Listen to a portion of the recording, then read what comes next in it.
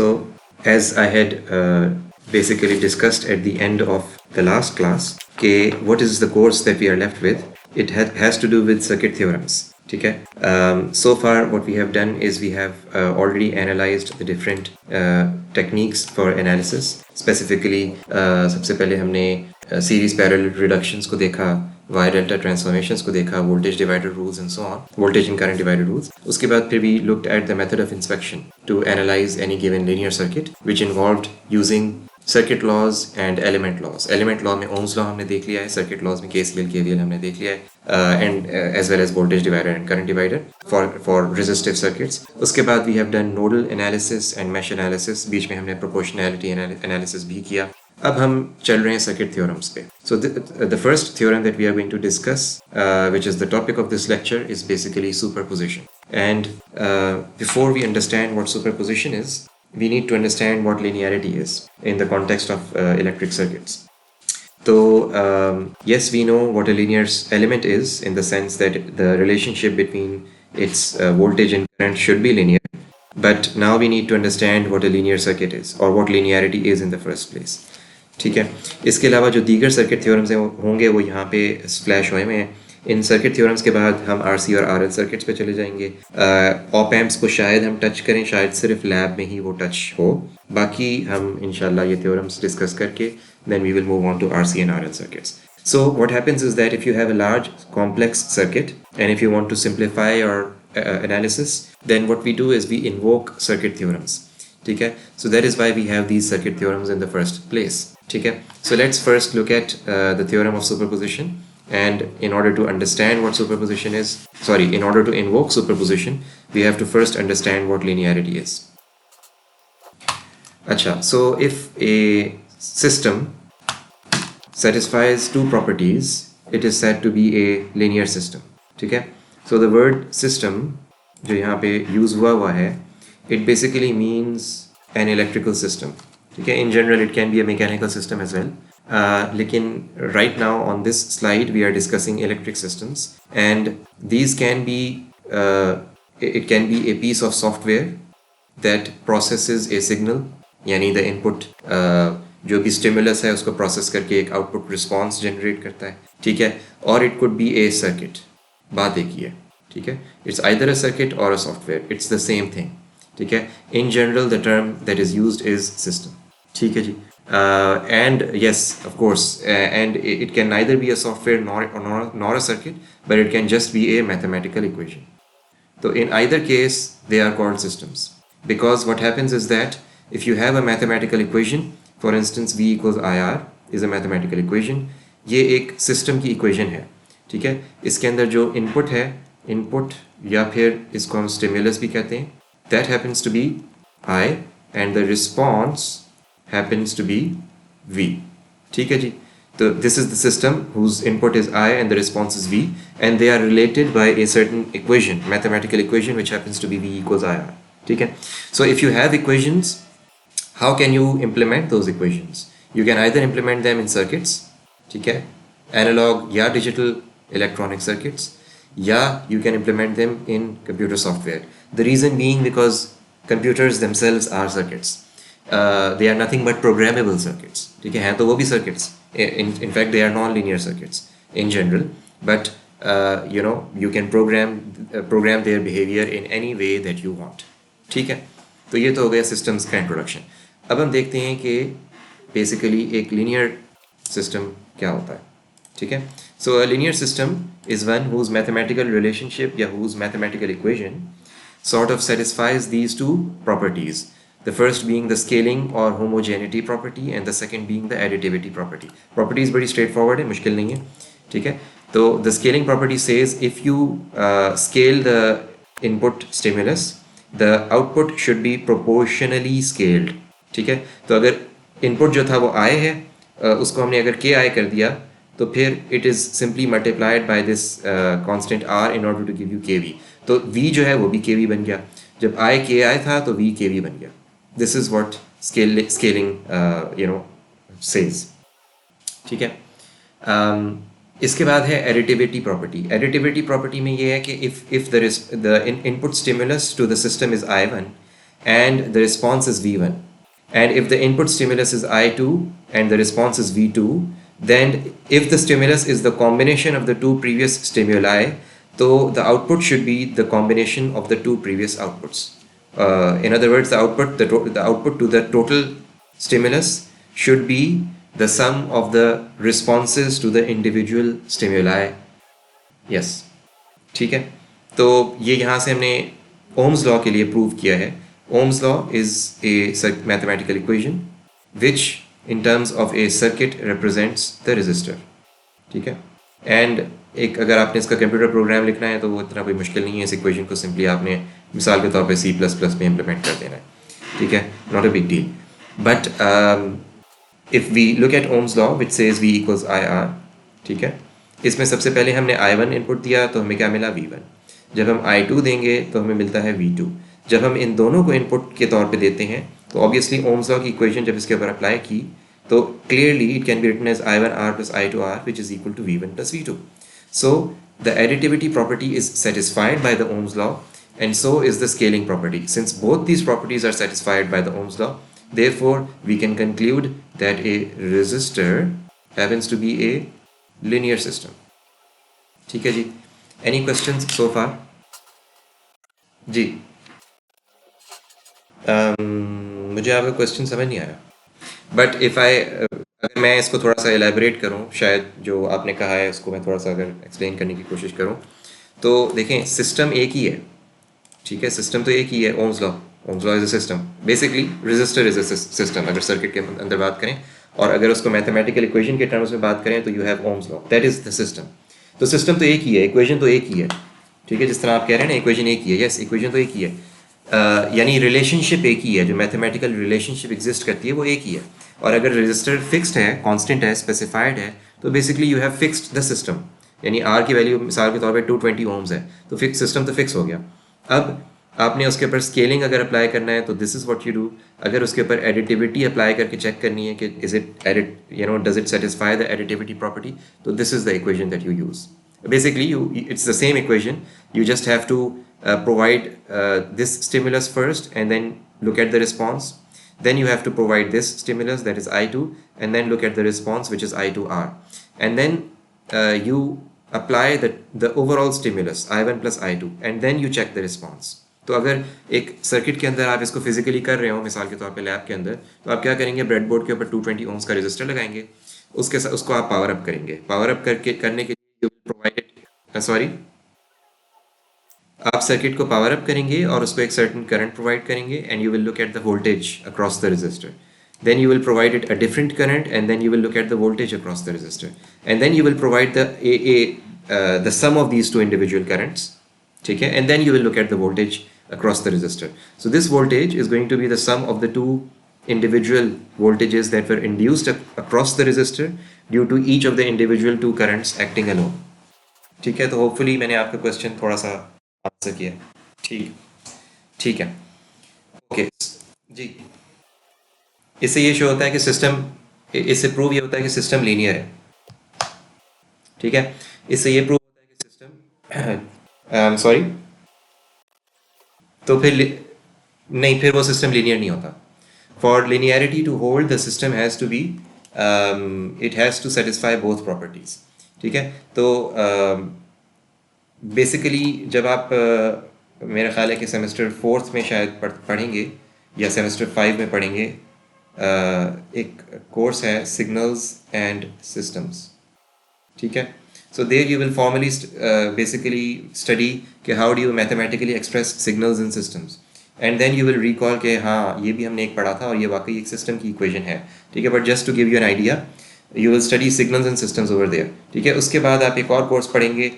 अच्छा, सिग्नल से मुराद यहाँ पे होता है एनी सिग्नल. मिसाल के तौर पे it could be a voice signal, it could be an MP3 song यानी कि audio signal, it could be any signal that is one dimensional that you can view on the oscilloscope, or it could be a digital signal. मिसाल के तौर पे images. So images are digital signals. ठीक है, you have images, you take a snapshot from your camera, that is an image. It is a two-dimensional signal. ठीक है, इसके अलावा systems are anything that process those signals. They can be physical electronic circuits or these could be software. ठीक है. So would anybody like to give me an example of a software system that processes signals? Exactly, an audio equalizer, जो कि मिसाल के तौर पे आपके MP3 जो MP3 प्लेयर में होता है, या इवन विंडोज़ मीडिया प्लेयर को भी अगर आप थोड़ा सा देखें तो उसके अंदर एक ऑडियो इक्वलाइजर होता है. तो what does that system do? It simply looks at the signal and it performs some filtering on it. Filtering से मुराद है कि कुछ फ्रीक्वेंसीज़ को आप अटेन्यूएट करते हैं, कुछ फ्रीक्वेंसीज़ को एम्पलीफाई करते हैं. And when you do that, मिसाल के तौर पे if you attenuate low frequencies, you are basically increasing the pitch. And if you attenuate high frequencies and amplify low frequencies, you are increasing the bass of the sound of the audio signal. ठीक है. तो you will further study this in a course called digital signal processing. उसके बाद you will study this in digital image processing. And if you were to take computer vision and machine learning, तो ये सारे जो हैं इसके prerequisites हैं. ठीक है. तो खैर ये तो एक चीज़ हो गई. दूसरी चीज़ again, filters in linear filters or linear filtering is basically also called convolution. This is something that you will study there, and convolution exists or is possible only because of linearity of the system. If convolution did not exist, तो फिर pretty much you can say goodbye to MP3 players and audio encoders and other audio encoders and decoders, as well as video encoders such as MP4 and so many encoders that are out there, ठीक है, or encoding techniques. So you can say goodbye to all of this if convolution doesn't exist. And the reason it exists is because linearity is a property that has to be satisfied by certain systems. ठीक है. Okay, so the next thing is basically if you combine these two properties, then you get a linear circuit. So it is one whose output is linearly related to its input. ठीक है. अब output जो है ना वो if you're talking about the output as the voltage, then you should say whose output across any 2 points in the circuit is linearly related to its input. And if you're talking about the current, then you will say whose current through any 2 points in the circuit is linearly related to its input. Basically current अगर है तो you use the word through, and if it is voltage you use the word across. इसके अलावा जो एक important point यहाँ पे मैं बताता चलूँ कि this is diagrammatically how you express a linear system, in the sense that you have an input and then you have an output. ठीक है. Assuming that the system accepts one-dimensional inputs. If the system accepts two-dimensional inputs, मिसाल के तौर पे an image, और it accepts three-dimensional inputs, मिसाल के तौर पे video, तो फिर obviously इस तरह से हम उसको represent नहीं करेंगे, but let's just stick to one-dimensional signals, and so your voltage is a one-dimensional signal, ठीक है, and the output again is a one-dimensional output, which is the current. तो this straight line represents the relationship, मिसाल के तौर पे I equals V over R या V equals IR, ठीक है. Now a question for you guys is that if my system, sorry for drawing the axis so badly, if my system is expressed like this, इसको मैं दोबारा से ज़रा draw कर लेता हूँ. If I have a system that is mathematically related, that mathematically relates the input to the output via a straight line that has a non-zero intercept. ठीक है. यहाँ पे स्ट्रेट लाइन का इंटरसेप्ट क्या है? ज़ीरो है. यहाँ पे स्ट्रेट लाइन का इंटरसेप्ट क्या है? It is a non zero value, the Y intercept. ठीक है. सो जो इक्वेशन बन रही है वो है mx प्लस बी. यहाँ पे जो इक्वेशन है वो है mx प्लस ज़ीरो. ठीक है. So my question to you guys is this a linear system? This one, are you sure? It is not a linear system. This is what I wanted to say before I move on to the next slide. ठीक है. Because yes, you would think it's a linear system simply because it's the equation of a straight line, so it has to be linear, but that is not the case. ठीक है. Only the equation of a straight line having a zero intercept is a linear system. यानी system की देखें, system अलग चीज़ है, एक straight line अलग चीज़ है. ये चीज़ मैं आपको समझाने की कोशिश कर रहा हूँ. ठीक है. The system here, it's not going to satisfy the two properties here. ये जो प्रॉपर्टीज़ है ना सेटिस्फाई नहीं होंगी। मिसाल के तौर पे इसको करके देख लेते हैं। y equals m x plus b हमारा सिस्टम है, ठीक है। इसके अंदर x1 अगर इनपुट है, ठीक है, so what is the output going to be y1 equals m x1 plus b, okay. अगर x2 इनपुट है, या हाँ चलें एडिटिविटी को करके देख लेता हूँ मैं पहले। अगर x2 इनपुट है तो y2 equals M x2 plus B, और अगर दोनों इनपुट्स को हम एक साथ देंगे x1 प्लस x2 तो आपको क्या मिलेगा? You get some output, let's call it y3, ठीक है। m x1 plus x2 plus v equals m x1 plus m x2 plus b. Is this equal to y1 plus y2 is the question. It is not equal to y1 plus y2 because y1 plus y2 is mx1 plus mx2 plus 2b. 2b बीच में आता है. This is y1 plus y2. So if you have a system which is expressed by this equation with a non-zero y-intercept यानी non-zero value for b, तो फिर जो आपकी additivity property है that is not going to be satisfied. ठीक है? Any questions here? No questions, ठीक है।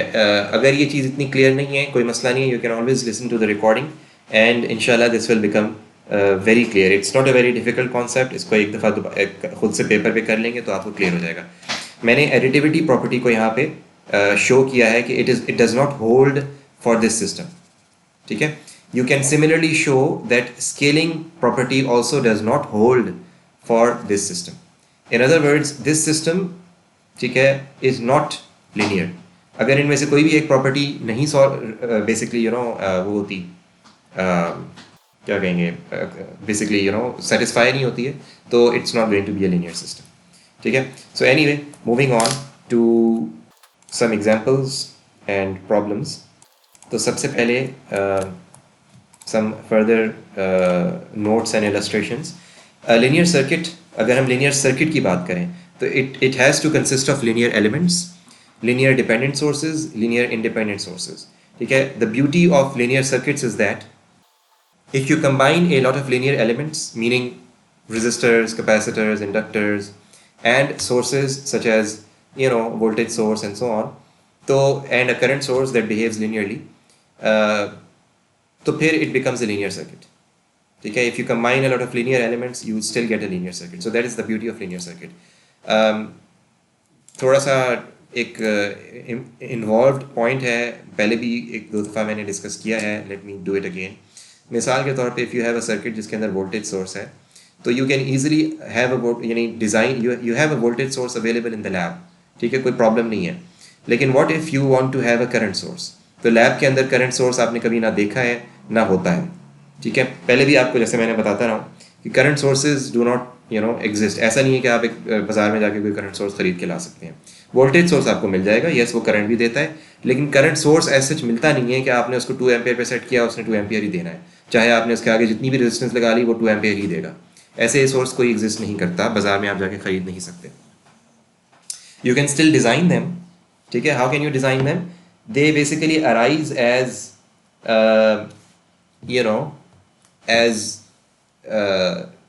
as parts of electronic circuits, ठीक है।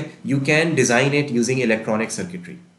उसके आगे कुछ भी आप लगा लें, मतलब कोई भी रजिस्टर लगा लें, उसको जितना भी आप रजिस्टर के साथ उसको लगाएंगे वो करंट उतना ही देगा, ठीक है। So you can design it using electronic circuits, but you cannot design it simply using transformers and bridge rectifiers and so on. आपको simply एक करंट सोर्स नहीं मिलेगा। You will have to use things like transistors, ठीक है, to design something like a current source. एक चीज़। दूसरी चीज़, the current source का जो इंटरनल्स हैं खुद से internal, because it consists of electronic circuits such as transistors, and those transistors in general are not linear circuits, ठीक है। But the behaviour of the current source itself is linear if basically because it just gives इसका जो response है, the response that it will give across a resistor or a load is going to be linear. So anyway, ये थोड़ा सा involved point था, इसको मैं थोड़ा सा कट शॉर्ट करता हूँ बजाय इसको हम मज़ीद इसके ऊपर elaborate करें। Let's just focus on moving on. कुछ एग्जांपल्स हैं। एग्जांपल ये है कि अगर सोर्स वोल्टेज है 10 वोल्ट्स और आपको कहीं at any point in your circuit आपको करंट मिलता है 2 एम्पेयर्स, ठीक है, तो अगर तो ये लीनियर सर्किट है, तो फिर अगर सोर्स वोल्टेज को अगर आप कम कर दें, ठीक है, सोर्स वोल्टेज को अगर आप कम कर दें तो करंट कितना हो जाएगा, यानी if you decrease it by 10 obviously the current will also decrease by a factor of 10, ठीक है, सो 2 विल बिकम 0.2 एम्पेयर्स।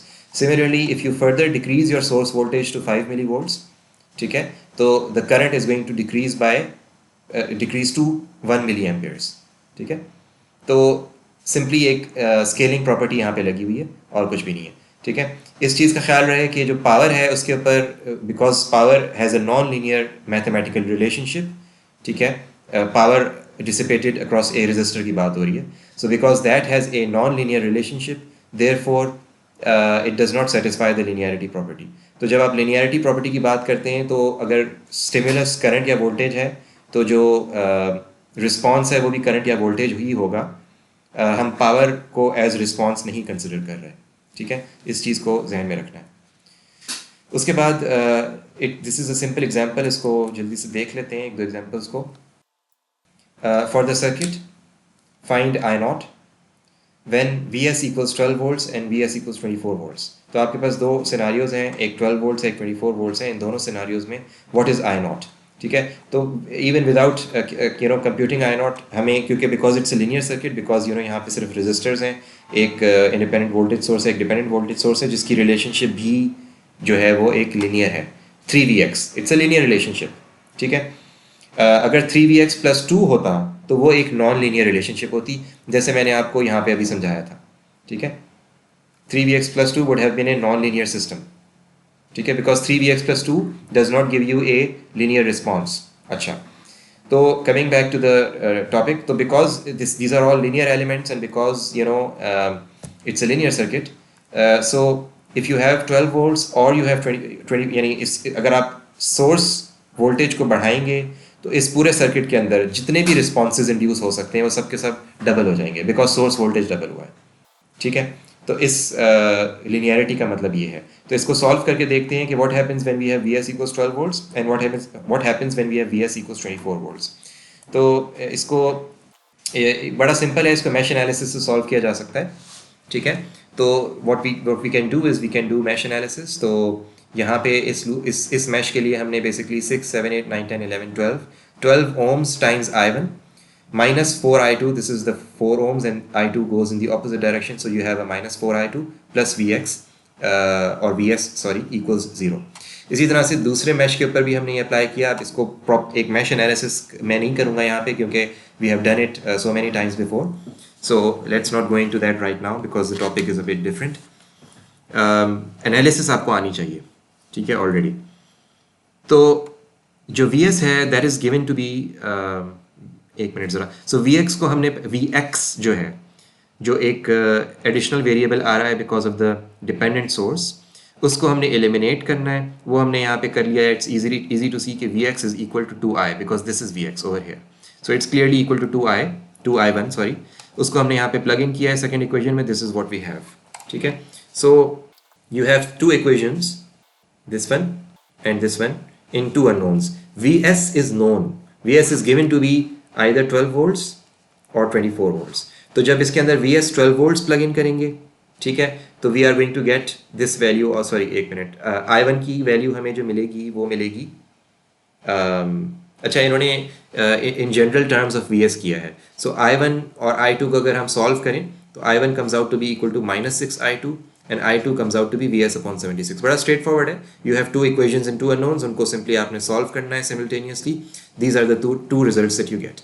इसके अंदर जब आप Vs की वैल्यू प्लग इन करेंगे, because Vs is constant right, तो आपको I2 मिल जाएगा और कॉन्सिक्वेंटली आपको I1 भी मिल जाएगा, ठीक है। तो Vs अगर 12 वोल्ट्स है तो I0 इज दिस, अगर Vs 24 वोल्ट्स है तो I0 इज दिस। क्लियरली जब Vs 12 वोल्ट्स होता है, I2 जितना भी होता है, जब Vs डबल हो जाता है तो I2 या I0 डबल हो जाता है, ठीक है। सो इस एग्जाम्पल का जो मकसद था वो मैश एनालिसिस सिखाना नहीं था, वो हमें ऑलरेडी आती है। हमने क्या देखना था या ऑब्जर्व करना था कि जब सोर्स वोल्टेज डबल होता है तो do the responses anywhere in the circuit for that matter do the double और नॉट। तो yes they double, and the case study we did was for I naught. लेकिन in general you can look at any current, मिसाल के तौर पे I1 की बात करें, I2 मैश करंट की बात करें, Vx की बात करें, you talk about the current through this register और दिस रजिस्टर वॉट एवर, वो डबल हो जाएगा if the source voltage doubles. ठीक है, so this was the point of this example. Any questions here? अच्छा, अब हम चलते हैं नेक्स्ट एग्जाम्पल पे, क्योंकि उसके बाद सुपरपोजिशन आ रहा है. सो अच्छा होगा if we get started with superposition today. So the second example is कि it's अच्छा interesting example है, देख लेते हैं. Basically assuming I naught is 1 amperes and assume I naught is 1 amperes and use linearity to find the actual value of I naught in the circuit. ठीक है, तो सबसे पहले इट इज़ इंपॉर्टेंट कि हम समझ लें कि क्वेश्चन की स्टेटमेंट है क्या, क्योंकि कुछ लोगों के लिए कंफ्यूजिंग होगी. So we have a circuit here. ठीक है, ये पूरा सर्किट है, इसके अंदर आई नॉट लेबल्ड है यहाँ पे. It's a simple circuit, resistive circuit है, कोई ज़्यादा मुश्किल काम नहीं है. अगर मैश एनालिसिस से सॉल्व करना चाहते हैं तो यू जस्ट हैव 3 मैशेस, लेकिन the way they have solved it on this slide is just by using inspection. ठीक है, so we can also do that, कोई मसला नहीं है, क्योंकि सिंपल सा सर्किट है. और आई नॉट फाइंड करना है. ठीक है, तो क्वेश्चन ये है कि अज्यूम कर लें कि आई नॉट 1 एम्पियर्स है. ठीक है, and then use linearity to find the actual value of I naught. ठीक है, क्वेश्चन अगर किसी को समझ नहीं आया तो please feel free to ask. थोड़ा सा और एलेबोरेट ये कर दूं कि देखिए हमें I naught की वैल्यू पता ही नहीं है. I naught की वैल्यू जब नहीं पता तो how can we take I naught equals 1 amperes. ठीक है, so what they are saying is that go ahead and use the value of I naught to be equal to 1 amperes and assume it, and then solve the circuit. ठीक है, when you solve it and when you see a different value of IS then the provided 15 amperes, तो you will immediately realize via proportionality कि अगर IS मिसाल के तौर पे हमें एंड में मिला है, बल्कि इसको मैं आपको बता देता हूँ कि जब हमने I naught को assume किया to be equal to 1 amperes, we found कि IS comes out to be 5 amperes, but actually IS is 15 amperes. So this tells us कि I naught should be 3 times more than what we had assumed. In other words, it should be 3 into 1 या 3 amperes. ठीक है, तो ये basically इस example का gist है. ठीक है, एक दफ़ा मैं दोबारा रिपीट कर लेता हूँ एग्जाम्पल को. इसका जो जिस्ट इस यहाँ पे हुआ क्या है, हुआ ये है कि हमें इन्होंने बताया कि अज्यूम करें I naught 1 amperes है, एंड अज्यूम करके आप सर्किट को सॉल्व कर लें, and then after solving it use linearity to tell us कि what actually I naught is. ठीक है, तो हमने I naught को अज्यूम किया 1 amperes और हमने जब सॉल्व किया सर्किट को और जब यहाँ पे पहुँचे तो हमने देखा कि IS comes out to be 3 amperes, IS comes out to be 5 amperes assuming that I naught is 1 amperes. But IS is given to be, it is known to be 15 amperes. In other words, 3 times what we had obtained. This tells us that our initial assumption of I naught being equal to 1 amperes is wrong and it should be 3 times that because of linearity. Proportionality. तो 3 times अगर होगा तो इसका मतलब 3 Ampere's है I naught. ठीक है, तो ये बड़ा सिंपल सा एग्जांपल है, इसको देख भी लेते हैं. So if I naught is 1 amperes then that basically means कि V1 यहाँ पे V1 है, दिस वन. ठीक है, V1 का पॉजिटिव टर्मिनल यहाँ पे है, नेगेटिव टर्मिनल रेफरेंस पे है. ठीक है, because it's a reference, it has to be referenced with respect to something and this is your reference node. So V1 comes out to be basically Ohm's law है. ठीक है, 3 ohms और 5 ohms के through जो है वो I naught flow कर रहा है, which has been assumed to be equal to 1 amperes. So 3 plus 5 into 1 gives you 8 volts. So V1 comes out to be 8 volts. If V1 comes out to be 8 volts, we can easily find out the current I1. ठीक है, I1 is clearly 8 volts divided by 4 ohms giving you 2 amperes. So अभी आपको I1 भी पता चल गया है, I naught हमने जो assume किया था वो भी हमारे पास है. So I1 plus I2 is going to give you I2 by KCL. बड़ा सिंपल है. So I2 comes out to be 2 plus 1 equals 3 amperes. जब आपको I2 पता चल गया तो you can easily find V2 which is I2 into 2 via Ohm's law plus V1. बड़ा straight forward है. इसके ऊपर बेसिकली हमने कुछ भी नहीं किया हुआ, हमने इसके ऊपर KVL अप्लाई किया हुआ है. ठीक है, किस तरह अप्लाई किया हुआ है, यहाँ से अगर हम स्टार्ट करें इस पॉइंट से और we apply KVL around this loop, so we have minus V2 plus V2 ohm, the voltage across the 2 ohm resistor, plus V1 equals 0, ठीक है।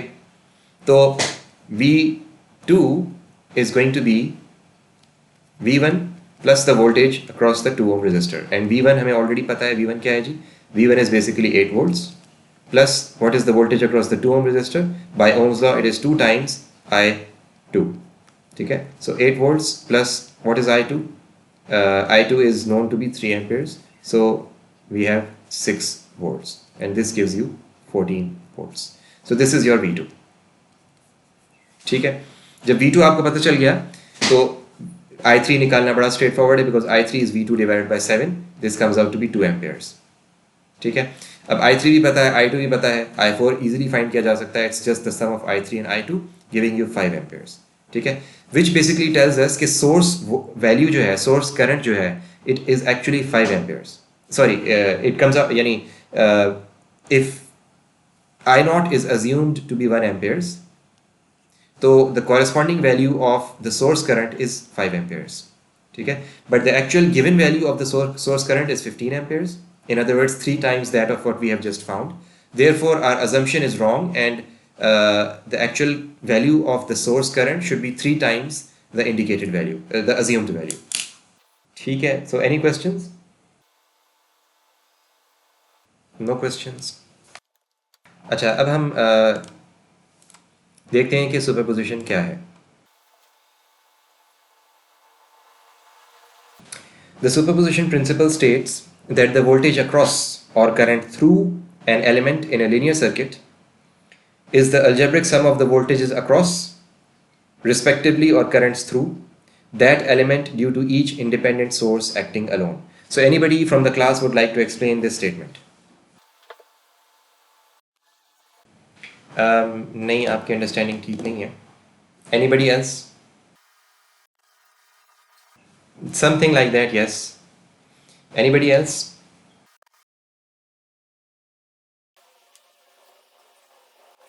बिल्कुल ठीक है। एक दफ़ा दोबारा मैं भी दोहरा लेता हूँ कि अगर आपके पास 2 वोल्टेज सोर्सेज हैं, ठीक है, तो अगर आप दोनों को अलग अलग अप्लाई करेंगे तो जो आउटपुट पे रिस्पांस आएगा एनीवेयर इन द सर्किट, कहीं से भी आप मेजर करना चाह रहे हैं कर लें, किसी भी रजिस्टर के अक्रॉस कोई वोल्टेज मेजर करना चाह रहे हैं वो कर लें, किसी रजिस्टर के थ्रू कोई करंट मेजर करना चाह रहे हैं वो कर लें, उसको रिस्पांस कह लें। तो किसी एक वोल्टेज सोर्स को अप्लाई करके जो रिस्पांस आएगा, ठीक है, जब आप दोनों वोल्टेज सोर्सेज को अप्लाई करेंगे तो जो रिस्पांस है वो सम होना चाहिए of the individual responses that you would have obtained if you were to use the two sources individually or independently, ठीक है। तो इसका जो एक बड़ा इंटरेस्टिंग सा एग्जांपल है वो ये है कि मिसाल के तौर पे आपके पास एक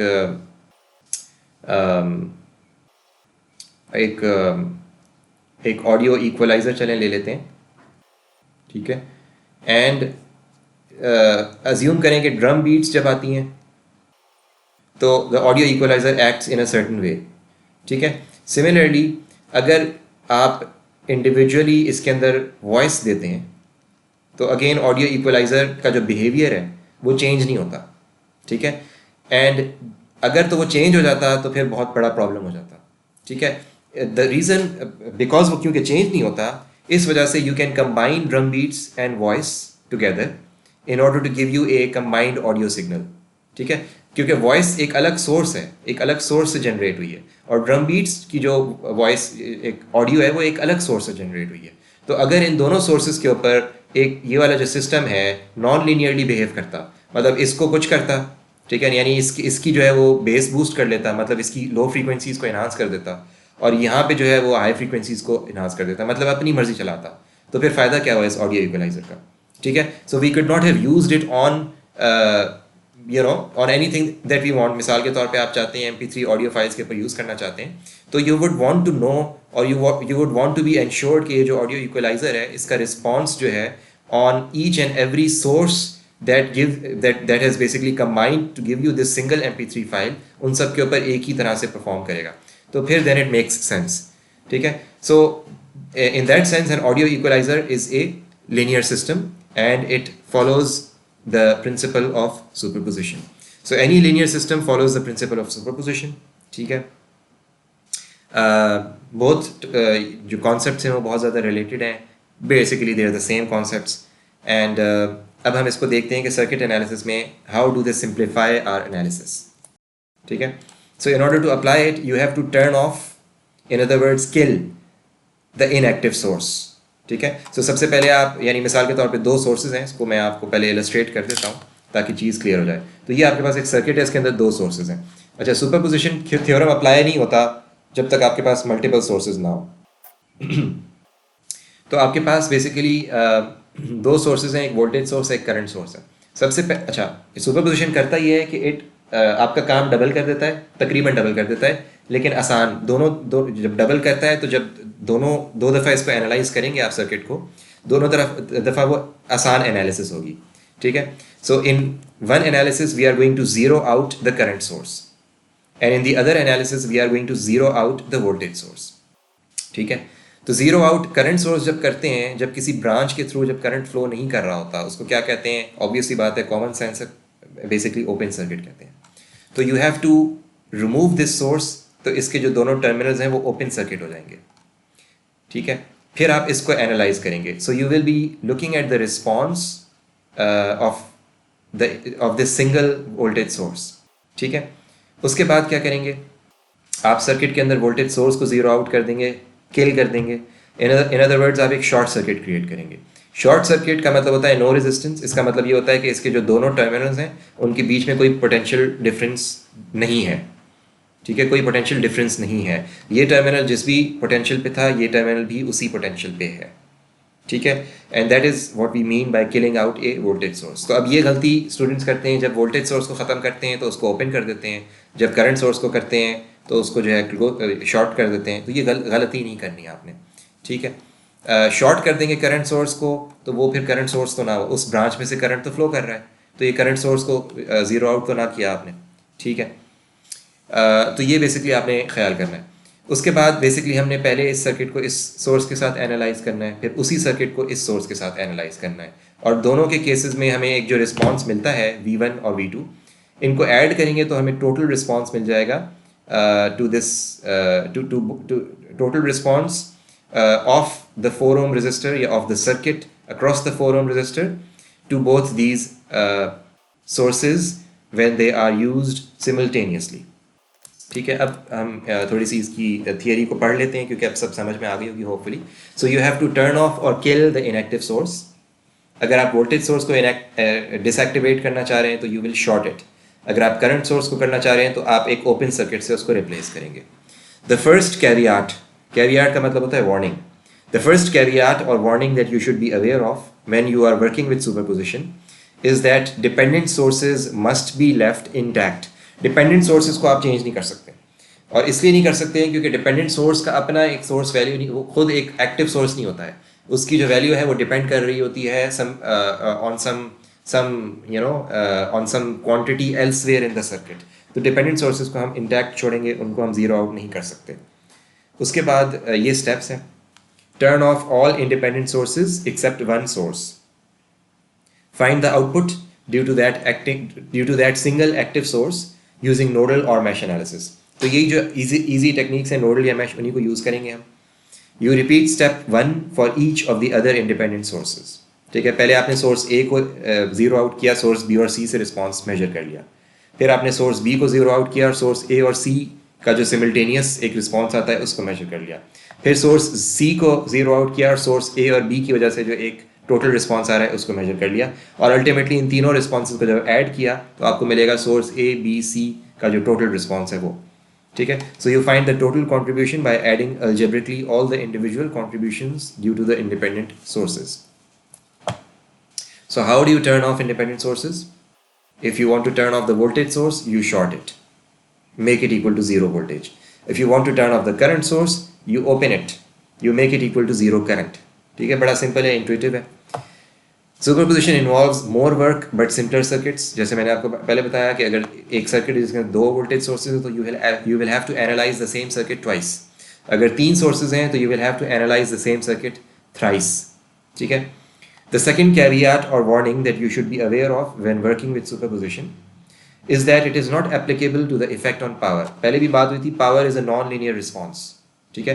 So the power absorbed or released by an element in the circuit may be calculated once the voltage across or the current through the element has already been found via superposition.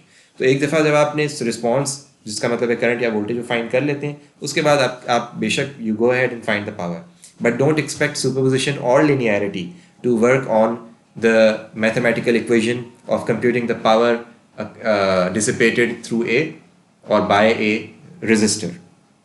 ठीक है. So let's look at an example. Simple सा example है, इसको देख लेते हैं ताकि फिर चीज़ जो है वो मज़ीद सॉलिड हो जाएगी. So we have to use the superposition theorem to find the V in the circuit, और इसी को अभी मैं डिस्कस भी कर रहा था. इसको दोबारा देख लेते हैं. 6 वोल्ट्स को हम रिटेन करेंगे, 3 एम्पेयर्स को जीरो आउट करेंगे. इन अदर वर्ड्स 3 एम्पेयर्स की जगह हम एक ओपन सर्किट रख देंगे and we have to find V1. Simple voltage divider है, कोई ज़्यादा इसके अंदर नहीं है. 4 ohms into 6 volts divided by 8 + 4 ohms. This is what you have. V1 due to the 6 volt source acting alone is 2 volts. Similarly, आप voltage source को short करेंगे, ठीक है, this is what happens, and 3 amperes is what you have here. ठीक है. current divider लगा सकते हैं. In order to find the current through the 4 ohm resistor, you have the other resistor 8 ohms times the current value 3 divided by the total resistance, which is 8 + 4. You get 3 amperes. Simple current divider है. Once you have the current, you can simply multiply it by 4 to get the voltage due to the current source acting alone. अब इन दोनों sources का जो total response है वो simple है. You have to just sum up these 2 values, you get 10 volts. इसको हम verify इस तरह कर सकते हैं कि मैश एनालिसिस अप्लाई अगर हम यहाँ पे करें तो यू विल फाइंड कि जो V है across the 4 ohm resistor is indeed equal to 10 volts. ठीक है. तो ये बेसिकली यानी सुपरपोजिशन का जो है लुब्बे लुबाब है. अगर आप दोनों सोर्सेज को यूज़ करेंगे तो आपको कोई सोफिस्टिकेटेड टेक्निक लगानी पड़ेगी, मिसाल के तौर पे मैश या नोडल. अगर आप एक को कर रहे हैं तो कहानी इजी हो जाती है. You can simply use voltage divider या करंट डिवाइडर. ठीक है. लेकिन इन जनरल जब बड़े सर्किट्स होते हैं तो उसके अंदर आपको मैश या नोडल लगानी पड़ी जाती है जब आप एक सोर्स को नलीफाई करेंगे. तो मिसाल के तौर पे इस सर्किट को मैं सॉल्व अभी क्योंकि टाइम ख़त्म हो गया है तो let's not go into the details, but just to let you know, ये एक सर्किट है जिसके अंदर ये डिपेंडेंट सोर्स है. इसको इंशाल्लाह हम मंडे को करेंगे वैसे, लेकिन जो डिपेंडेंट सोर्स है इसको आपने जीरो आउट नहीं करना. So it is a current controlled because it depends on current I not. It is a current controlled voltage source because it generates voltage, polarity है प्लस माइनस. ठीक है. Diamond हमें ये बता रहा है कि इट्स अ डिपेंडेंट सोर्स. ठीक है. तो इसको हम जीरो आउट नहीं करेंगे, लेकिन जब इसको करेंगे तो यहाँ पे एक ओपन सर्किट आएगा, जब इसको करेंगे तो यहाँ पे एक शॉर्ट सर्किट आएगा. ठीक है. तो if you zero out the voltage source, this is the circuit configuration that you have. Similarly, if you zero out the current source, this is the circuit configuration you have. And what do we have to find? We have to find I naught, which is the current through this branch. तो इस case में it can be called as I naught dash. इस case में it can be called as I naught double prime या double dash. और जब आप I naught dash और I naught double dash को find कर लेंगे तो you can add them up in order to find the overall current. So anybody who wants to try it out over the weekend, let me quickly give you the answer to this problem. जो I naught आएगा आपके पास, या sorry I naught dash है, वो आएगा 3.06 amperes. This is the current due to the current source acting alone, and the current due to the voltage source acting alone, you will find it to be equal to minus 3.53 amperes. And the overall current is going to be I naught dash plus I naught double dash, which is going to be equal to minus 0.47 amperes. So for anybody who wants to try it out, लेकिन इंशाल्लाह हम इसको Monday को कर लेंगे.